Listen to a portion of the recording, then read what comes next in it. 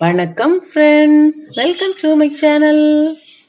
இன்னைக்கு குலாப் ஜாமுன் மிக்ஸ் தான் இன்னைக்கு நம்ம செய்ய போறோம். அதுவும் வீட்லயே அந்த மாவு ப்ரிப்பரேஷன் கூட நம்ம வீட்ல எப்படி செய்யறது அப்படிங்கிறது தான். அதுலயும் இந்த குலாப் ஜாமுன் மிக்ஸ் வந்து ஸ்டஃபிங் வச்சு ஸ்பெஷலா பண்றோம். ஏன்னா தீபாவளிக்கு நமக்கு வந்து நிறைய ஸ்வீட்ஸ் கொஞ்சம் டக்குன்னு செய்யற மாதிரி, அது மாதிரி ரொம்ப இன்கிரீடியன்ஸ் இல்லாம ஈஸியா செய்யற மாதிரி இருக்கும் இந்த குலாப் ஜாமுன். நார்மலா நம்ம குலாப் ஜாமுன் செய்வோம், இது ஸ்டஃப் பண்ண குலாப் ஜாமுன். இப்ப அந்த குலாப் ஜாமுன் மாவு எப்படி மிக்ஸ் பண்ணுவோம்னு பார்க்கலாம். இதுக்காக milk powder any branded 1 cup எடுத்திருக்கிறேன். இதை வந்து நல்லா ஃபில்டர்ல, அதாவது அரிப்புல வச்சு நல்லா அரிச்சு அதை எடுத்துக்கணும். நெக்ஸ்ட் வந்து மைதா மாவு 1 கப் மில்க் பவுடருக்கு மைதா மாவு வந்து 3/4 கப் சேர்த்துக்கணும். இப்ப இதையும் நல்லா வந்து நம்ம அரிச்சு எடுத்துருவோம். இதுல வந்து சீனியோட பவுடர், சீனி பவுடர் ஏன் சேர்க்கிறோம்னா, உருண்டை வந்து நம்ம எண்ணெயில போட்டு பொரிக்கும் போது அந்த கலர் வந்து நல்லா வரும், அதுக்காக தான் சீனி சேர்க்கிறோம். அப்புறம் ஒரு 1/4 ஸ்பூன் பேக்கிங் சோடா, இதையும் சேர்த்து நல்லா வந்து மிக்ஸ் பண்ணிக்கணும். இதுல ஒரு பிஞ்ச் சால்ட் கூட சேர்த்துக்கலாம். இது வந்து நல்லா மாவு முழுக்க நல்லா ஸ்ப்ரெட் ஆகிற மாதிரி அதை வந்து நல்லா மிக்ஸ் பண்ணிக்கணும். இல்லாட்டி ஒரே இடத்துல இந்த பேக்கிங் சோடா அந்த மாதிரி இருந்துரும், அதுக்காக தான் நல்லா வந்து நம்ம மிக்ஸ் பண்ணிக்கிறோம்.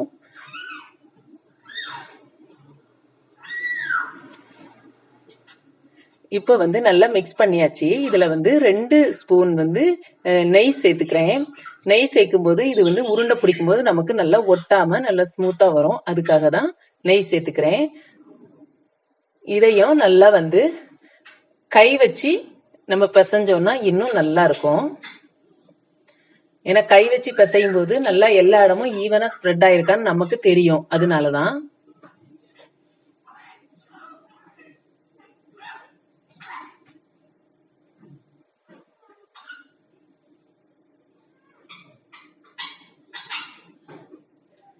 இனி இதுல வந்து தண்ணி வந்து ஊத்தி பிசையக்கூடாது, நம்ம வந்து தொளிச்சுதான் பிசையணும் தண்ணி.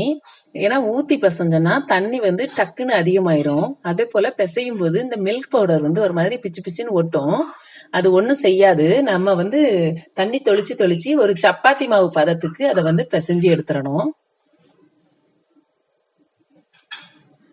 இதை வந்து ஒரு 10 நிமிஷம் நம்ம வந்து மூடி அதை சைட்ல வைப்போம்.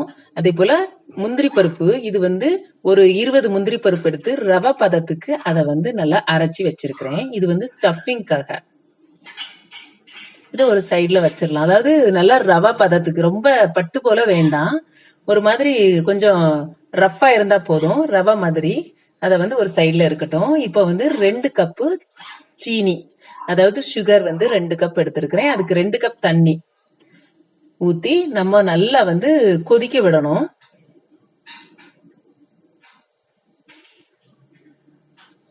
இதுல வந்து ஏலக்காய் அல்லது ரோஸ் எசன்ஸ் சேர்த்துக்கலாம். நான் வந்து 2.5 கப் தண்ணி ஊத்துனேன், எனக்கு வந்து தண்ணி அதிகமா இருந்தது, அதனால 2 கப் ஊத்துனா போதும். இதுல வந்து ஏலக்காயை தட்டி சேர்த்துக்கலாம், இல்லாட்டி ரோஸ் எசன்ஸ் ஏதாவது கூட சேர்த்துக்கலாம், நல்ல பிளேவர் நல்லா இருக்கும். இப்ப நான் இன்னைக்கு வந்து ஏலக்காவை தட்டி போட்டிருக்கிறேன். அப்புறம் இதுல வந்து ஒரு 2 குங்குமப்பூ, இது வந்து ஆப்ஷனல், வேணும்னா போட்டுக்கலாம், இருந்தா போட்டுக்கலாம், இல்லாட்டி வேண்டாம். இப்ப நான் இன்னைக்கு வந்து குங்குமப்பூ 2-3 சேர்க்கிறேன். இதுல நம்ம பிசைஞ்சு வச்ச மாவுல ஒரு 2 ஸ்பூன் எடுத்து அதுல நம்ம வந்து அந்த அரைச்சி வச்சிருக்கக்கூடிய முந்திரி பருப்போட அந்த அரைச்ச முந்திரி பருப்பை இதுல சேர்த்துட்டு இதுல வந்து நான் வந்து 2 டிராப் கலர் சேர்க்கிறேன் இன்னைக்கு.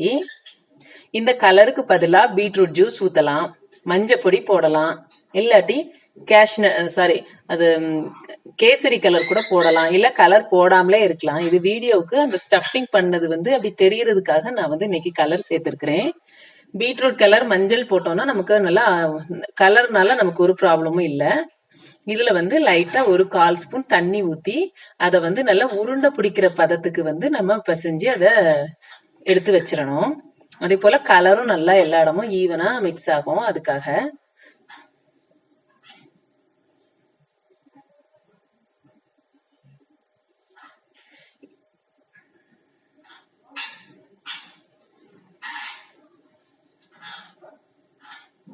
இப்போ மாவுல கூட ஒரு சும்மா ஒரு அதாவது நம்ம ஒரு 2 டிராப் தண்ணி ஊத்திட்டு நம்ம பிசைஞ்சோம்னா நல்லா ஸ்மூத்தா பிசையும்.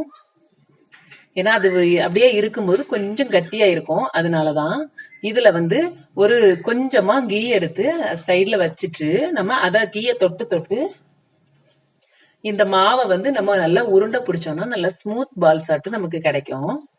இத வந்து நார்மலா குலாப் ஜாமுனுக்கு எப்படி நம்ம மாவு உருட்டுவோமோ அந்த கிராக்ஸ் எல்லாம் இல்லாம நல்லா ஸ்மூத்தா அதை வந்து உருட்டி நம்ம எடுத்துக்கணும்.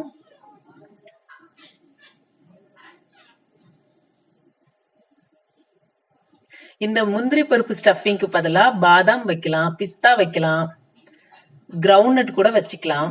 நம்ம கிட்ட என்ன நட்ஸ் இருக்கோ அதை நம்ம யூஸ் பண்ணிக்கலாம். இப்ப இந்த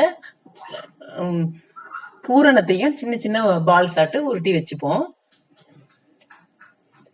இப்ப வந்து இந்த நம்ம நார்மலா கொழுக்கட்டைக்கு பூரணம் வைக்கிற மாதிரியே அதே மாதிரிதான் அதை உள்ள வச்சுட்டு நம்ம அந்த உள்ள வச்ச அந்த கலர் வந்து வெளியே வராம நல்லா வந்து பால் பண்ணிக்கணும். அதே போல கிராக்ஸ் இருக்கக்கூடாது. கிராக்ஸ் இருந்தா எண்ணெயில போடும்போது அந்த கிராக்ஸ் வந்து ஓபன் ஆயிரும். அதனால நல்லா ஸ்மூத்தா உருட்டி நம்ம வந்து ஒரு சைட்ல வச்சிருவோம். நார்மலா கொழுக்கட்டைக்கு பண்றது மாதிரி ஒரு குழி பண்ணிக்கிட்டு அதுல உள்ள வந்து இந்த ஸ்டஃபிங் பால் எடுத்து வச்சுட்டு நம்ம நல்லா க்ளோஸ் பண்ணி ஸ்மூத்தா அதை திரும்பியும் உருட்டிக்க வேண்டியதான். அவ்வளவுதான், ரொம்ப ஈஸி. கிராக்ஸ் மட்டும் இருக்கக்கூடாது. இப்ப எண்ணெய் வந்து மிதமான சூட்ல இருக்கு. ரொம்ப கொதிச்ச எண்ணெயில போடக்கூடாது. ஏன்னா நம்ம வந்து மாவுல சுகர் பவுடர் சேர்த்திருக்கிறதுனால உடனே கரிஞ்சு போகும். அது மாதிரி உள்ள வந்து வேகாது.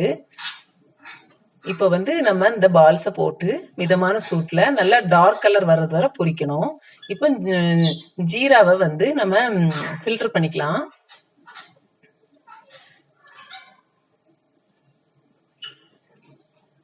ஜீராவை ஃபில்டர் பண்ண பிறகு நான் வந்து இதுல 2-3 குங்குமப்பூ எக்ஸ்ட்ராவா சேர்க்கிறேன். இன்னும் கொஞ்சம் நல்லா கலர் வந்து எல்லோயிஷா இருக்கும், அதுக்காக. இப்ப வந்து நம்ம வந்து இந்த உருண்டைய பொரிச்சு எடுத்துடலாம். இதுல உருண்டையா போடுறதுக்கு சரியா நீளமா கூட நம்ம சிலிண்டர் மாதிரி கூட போடலாம். கலர் வந்து நல்லா டார்க் கலர் வர்றது வர மிதமான தீயில வச்சு நம்ம பொரிச்சு எடுத்துக்கணும். ரொம்ப தீ வந்து ஹையா இருந்தா கரிஞ்சு போகும். இப்ப இந்த பால்ஸ் வந்து நம்ம எடுத்தாச்சு. ஜீனி பாகுல போட்டு 1 hour அது அப்படியே இருக்கணும். அப்படியே இருந்துச்சுன்னா அது வந்து நல்லா சோக் ஆயிரும். அப்புறம் நம்ம எடுத்துக்கலாம்.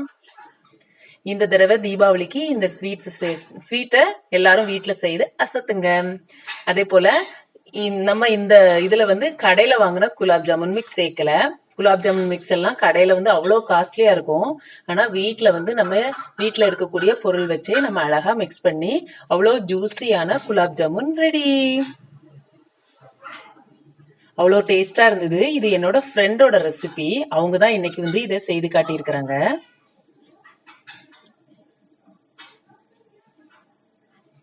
நீங்களும் செய்து பாருங்க.